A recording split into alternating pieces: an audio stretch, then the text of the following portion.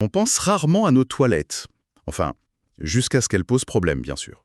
Mais est-ce qu'on réalise qu'une simple fuite dans un WC, même toute petite, peut gaspiller, tenez-vous bien, jusqu'à 600 litres d'eau par jour? C'est énorme, oui. Oui, c'est l'équivalent de plusieurs bains. C'est assez fou quand on y pense, l'impact sur la facture d'eau et puis bon, sur l'environnement aussi évidemment. Tout à fait. Bienvenue dans notre exploration du jour. On va justement se pencher sur ces pannes de WC qui nous agacent tant. Pourquoi ça arrive? Comment on répare ça? Et pour nous éclairer, on s'appuie sur les infos d'un spécialiste du dépannage à Nyons, l'entreprise Hugo Dubois.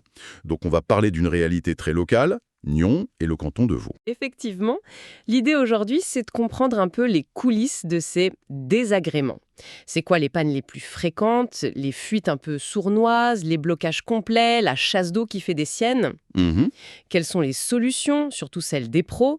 Et puis pourquoi c'est si important d'agir vite et de faire appel à un expert? On va regarder un peu tout ça, les types de pannes, les réparations, les urgences et ce que proposent les plombiers spécialisés. Bon, alors allons-y.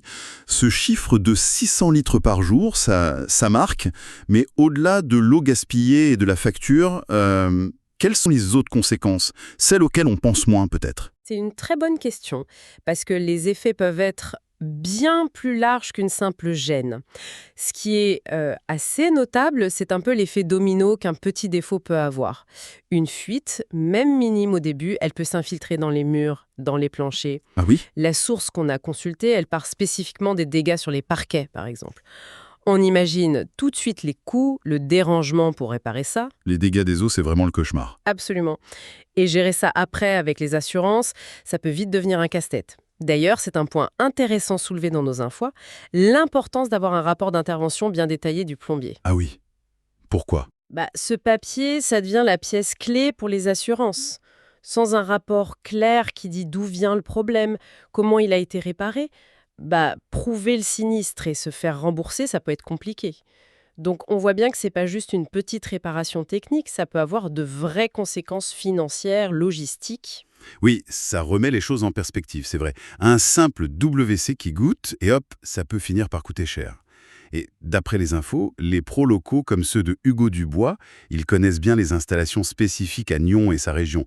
Il y a même des quartiers cités, la Levrate, l'Étine, Boiron, près de Loie, les Plantazes, le Stand. Est-ce que ça change vraiment quelque chose, cette connaissance locale? Ah mais c'est un vrai plus. Chaque endroit peut avoir ses spécificités. Par exemple, l'eau ici dans le canton de Vaud, elle est assez dure, assez calcaire. Hmm, Donc ça veut dire beaucoup de tartre. Un plombier du coin, il sait qu'il va tomber souvent sur des problèmes de tartre dans les chasses d'eau, les robinets, et puis dans des zones plus anciennes, peut-être comme le quartier du Stand, les tuyaux sont parfois différents, plus vieux, en fonte par exemple. d'accord. Savoir ça, ça permet d'anticiper, d'adapter les méthodes. C'est pas juste une liste de noms, c'est une indication d'une expertise vraiment adaptée au terrain. D'accord, je vois mieux l'intérêt. Cette connaissance du terrain, ça prépare aux problèmes qui reviennent souvent. Et justement, c'est quoi ces problèmes les plus fréquents qu'ils rencontrent? Alors, le numéro 1, sans surprise, les fuites d'eau. Mais attention, il faut distinguer deux choses principales. D'un côté, la fuite sur le tuyau d'évacuation, celui qui part des toilettes. Parfois, on la voit, l'eau coule, c'est clair. Oui. Et souvent, elle est cachée, derrière un mur, sous le sol. Et celles-là, elles sont vicieuses, parce que le dégât s'installe doucement sans qu'on s'en aperçoive tout de suite. Et comment on fait pour détecter une fuite cachée alors? C'est possible? Oui, oui, les professionnels ont des techniques pour ça. Ils peuvent utiliser des appareils d'écoute, des petites caméras, vidéo qu'ils insèrent dans les tuyaux, ou même du gaz traceur. L'idée, c'est de trouver l'endroit exact sans tout casser. D'accord. Et l'autre type de fuite? L'autre grand classique, c'est l'eau qui coule sans arrêt dans la cuvette. On entend souvent ce petit filet d'eau où on le voit à la surface. C'est moins impressionnant qu'un tuyau qui casse, mais c'est cette fuite-là qui cause le gaspillage énorme dont on parlait au début, les fameux 600 litres. Et ça vient d'où, ça? Ce filet d'eau qui n'arrête pas? Presque toujours du réservoir de la chasse d'eau. Il y a deux coupables principaux.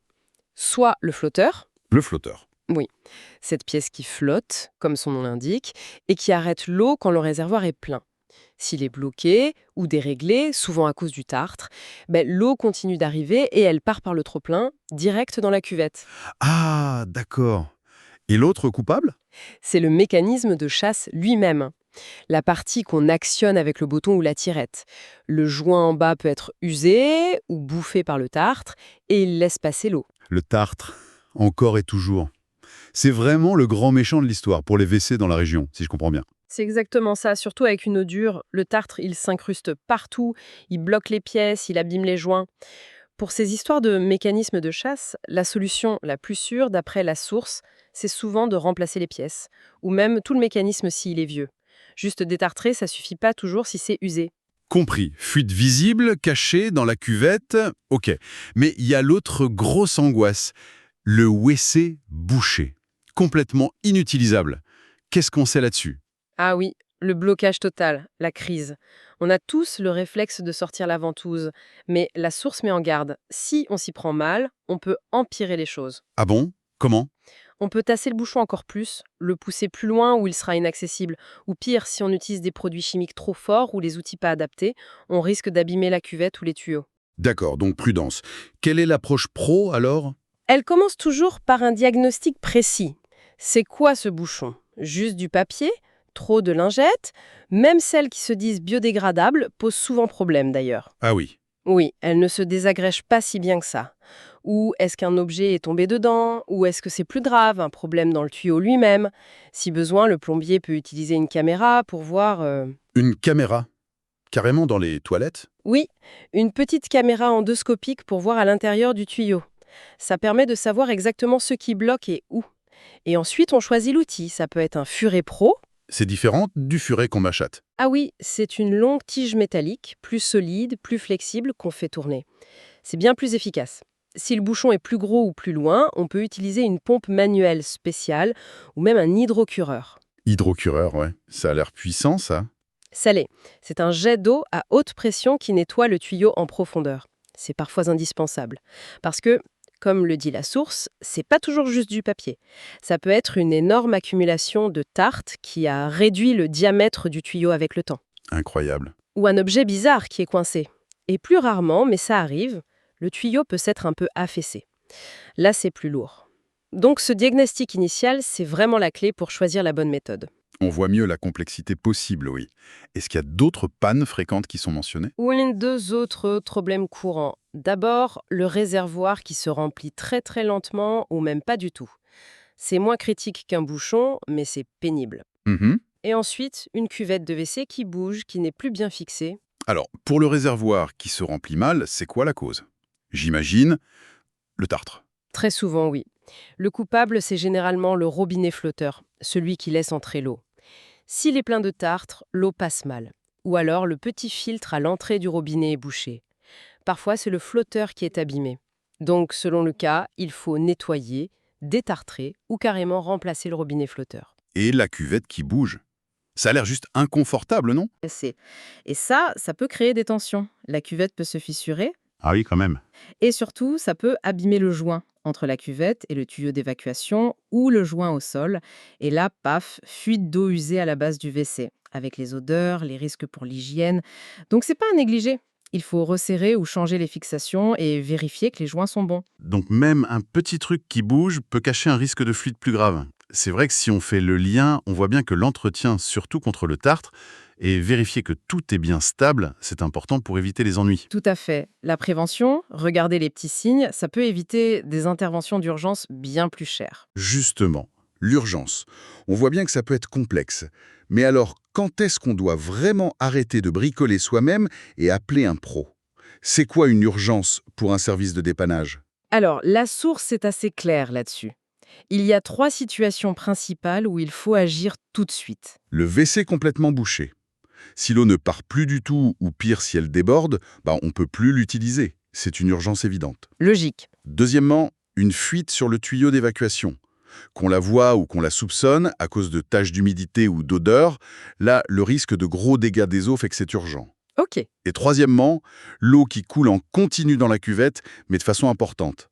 Si ça coule beaucoup, le gaspillage d'eau est énorme et ça abîme le mécanisme vite. Là aussi, il faut appeler rapidement. Et pour ces urgences, j'imagine qu'il faut pouvoir les joindre n'importe quand. Absolument. C'est pour ça que le service dont on parle est annoncé comme dispo 24h24 et 7 jours 7, week-end et jours fériés compris. Parce qu'une panne de WC, ça choisit rarement 9 heures du matin un mardi, hein. C'est sûr. C'est rassurant de savoir ça. Mais au-delà de la disponibilité, c'est quoi la vraie valeur ajoutée d'un pro certifié d'après la source? Pourquoi pas juste insister avec sa ventouse? Il y a plusieurs points. D'abord, l'expertise, l'expérience. La source parle de plombiers certifiés avec plus de 15 ans de métier. Ça suggère qu'ils en ont vu d'autres, qu'ils connaissent bien les différents types de WC, les anciens, les modernes. Ça permet de faire un diagnostic juste et rapide. Et ça évite de perdre du temps ou d'aggraver le problème en faisant n'importe quoi. Le diagnostic, ça revient souvent comme mot-clé, on dirait. C'est la base. Ensuite, ils ont les bons outils. Des outils souvent plus performants que ceux qu'on a à la maison. Les furets électriques, les caméras, les systèmes haute pression. Utiliser le bon outil, c'est plus efficace et moins risqué pour vos tuyaux. Et la source insiste aussi sur le fait que le travail est fait avec soin et rigueur. Soin et rigueur, qu'est-ce que ça veut dire concrètement? C'est pas juste une formule. Apparemment, c'est l'engagement de faire une réparation qui tient la route, pas juste un dépannage vite fait qui va relâcher 2 semaines après. Ça veut dire vérifier l'ensemble, s'assurer que c'est solide, laisser l'endroit propre. C'est aussi éviter de créer d'autres dégâts, par exemple en débouchant, faire attention à ne pas fragiliser le tuyau. Et puis, un point important. L'engagement sur des prix justes et des devis clairs avant de commencer, sauf peut-être en extrême urgence où il faut d'abord voir le problème. Cette transparence, c'est essentiel pour la confiance. Oui, c'est clair. Cette combinaison expertise, outils, méthode, transparence, ça fait sens. Et ils ne font pas que réparer, j'imagine? Si ma chasse d'eau est fichue, par exemple? Non, bien sûr, ils font plus. La source dit qu'ils font aussi l'installation de chasse d'eau neuve. Si l'ancienne est trop vieille, cassée, ils peuvent proposer et installer un modèle adapté. Il y a plein de systèmes, hein. Tirette, poussoir simple, double poussoir pour économiser l'eau. Ah oui, les doubles poussoirs, c'est bien ça. Oui, c'est très courant maintenant. Et ils peuvent même poser des systèmes pneumatiques plus modernes. Et au-delà des WC eux-mêmes? Oui, leur savoir-faire s'étend aux autres sanitaires. La source mentionne la pose de lavabo, d'évier, de douche, de baignoire. Et un point technique intéressant, ils savent aussi intervenir sur les WC broyeurs. Ah, les sanibroyeurs, c'est ça. Exactement. Ces toilettes spéciales qu'on met quand on n'a pas de grosse évacuation. Il y a un moteur dedans, ça demande des compétences spécifiques pour réparer ça. D'accord, ça montre une certaine polyvalence. Pour en revenir aux réparations classiques de WC, est-ce qu'on a une idée du temps que ça prend ou des coûts, juste pour se faire une idée? Oui, la source donne quelques repères. Une réparation typique, genre fuite de chasse ou petit débouchage, ça prendrait en général entre 30 minutes et 2 heures. Bon, évidemment, ça dépend de la complexité du problème, hein. Et pour le portefeuille? Il y a un prix de départ mentionné pour des interventions courantes comme le débouchage ou la réparation de chasse d'eau. Ça commencerait à partir de 179 CHF. C'est important de noter le à partir de. Le coût final dépendra du diagnostic, du temps passé, des pièces à changer, d'où l'importance du devis clair dont on parlait. C'est bon à savoir. Et il y a même un petit conseil pratique tout bête. Ouais, un truc de bon sens, mais toujours utile. Faire un peu de place autour des toilettes avant que le plombier arrive. Enlever le tapis de bain, le panier à linge, les produits, tout ce qui gêne. Ça lui permet de bosser plus vite, plus facilement, et peut-être de gagner un peu de temps sur la facture. Simple mais efficace. Bon, alors, si on récapitule tout ça. Les pannes de WC, c'est fréquent. Ça peut avoir des conséquences cachées bien plus lourdes qu'on imagine. Gaspillage d'eau énorme, dégâts coûteux, paperasse avec les assurances. C'est ça. Les causes sont multiples. Le tartre, surtout dans notre région, l'usure, les bouchons de toutes sortes, parfois même des problèmes de structure du tuyau. Tout à fait. Et on a vu que les solutions Vaison, bon, ça a ses limites et ça peut même faire pire. L'intervention d'un pro qualifié, expérimenté, avec les bons outils et la bonne méthode, c'est souvent indispensable. Surtout pour les urgences bien définies. Blocage total, grosse fuite. Et puis, la connaissance du terrain local, la transparence sur les prix, c'est aussi des points importants. Alors, après tout ça, une question me vient, un peu plus philosophique peut-être. Ah, je vous écoute. On a beaucoup parlé technique, panne, sous, mais finalement, est-ce que ça ne nous interroge pas sur la valeur qu'on donne à ces trucs si banals de notre quotidien, les WC, qu'on ignore tant qu'ils marchent? C'est une réflexion intéressante, oui. C'est vrai qu'ils sont essentiels à notre confort, notre hygiène, notre bien-être tout simplement. On les prend pour acquis. Et pourtant, ça repose sur une mécanique assez fine, parfois fragile, connectée à des réseaux complexes. Une panne, et paf, ça nous rappelle brutalement à quel point on en dépend. Ça génère du stress, des soucis. C'est vrai. Peut-être que cette discussion, ça nous invite à les voir moins comme des objets utilitaires et plus comme des éléments clés de notre cadre de vie qui méritent de l'attention, de l'entretien, et à reconnaître aussi l'importance de ceux qui savent les réparer, les maintenir en état, ces savoir-faire, ces services qui assurent notre tranquillité, souvent dans l'ombre. Une belle pensée pour conclure notre exploration du dépannage et de la réparation de WC Agnon, nourrie par les informations qu'on avait sous la main.